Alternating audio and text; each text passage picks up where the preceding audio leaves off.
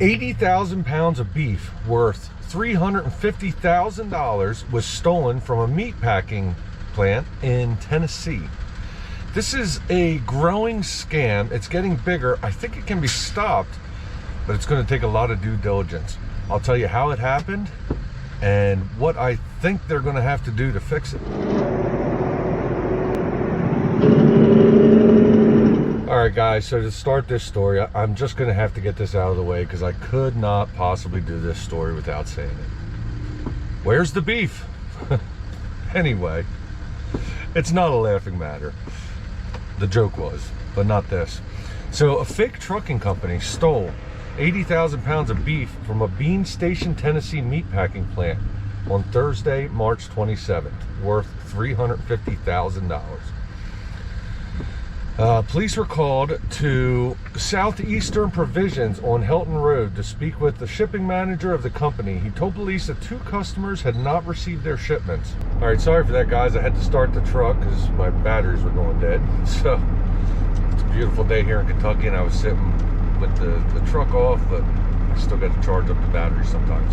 Anyway, the report says that when Southeastern Provisions contacted the shipping contractor, aka the broker, they found that the shipment had been subcontracted out to List Trucking Sales, L-I-S-T Trucking Sales. It's a weird name because it sounds like a sales company, not a trucking company. So they then received no response from the trucking company. They contacted the trucking company, Ahmed Wangy, A-H-M-E-D space W-E-N-G-Y, who was the dispatcher communicating with Southeastern Provisions, was no longer responding to emails. Imagine that. And I'm pretty sure that was a fake name anyway. The police report shows that the identification for the drivers of List Truck Sales was not verified when 80,000 pounds of meat were loaded into the trucks.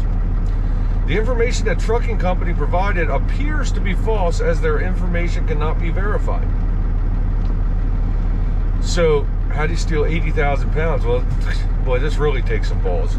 They sent 2 trucks in to pick up 2 separate loads. I guess they were each about 40,000 pounds. Both were picked up. One was going to Kentucky and the other one was going to Michigan.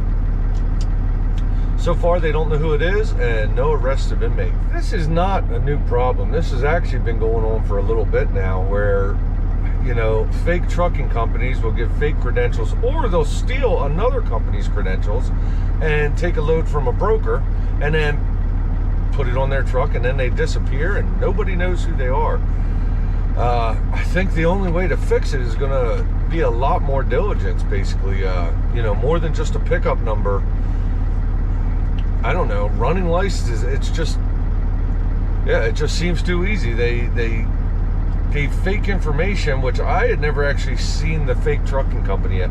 I have heard of people stealing, you know, others' information. I mean, how hard would it be for you to, you know, take information off of another truck, you know, or have stickers made of your own? Something like that. It's just, yeah, it's a big problem. Now, this is a pretty big heist, and maybe this will open some more eyes to what's been going on. I'm in Kentucky right now, and I remember, I believe it was about a year and a half ago, there was some whiskey problems, actually. There was some loads that had gone out on fake trucks, or fake loads that were booked. There's all kinds of ways to do this, but then they just disappear.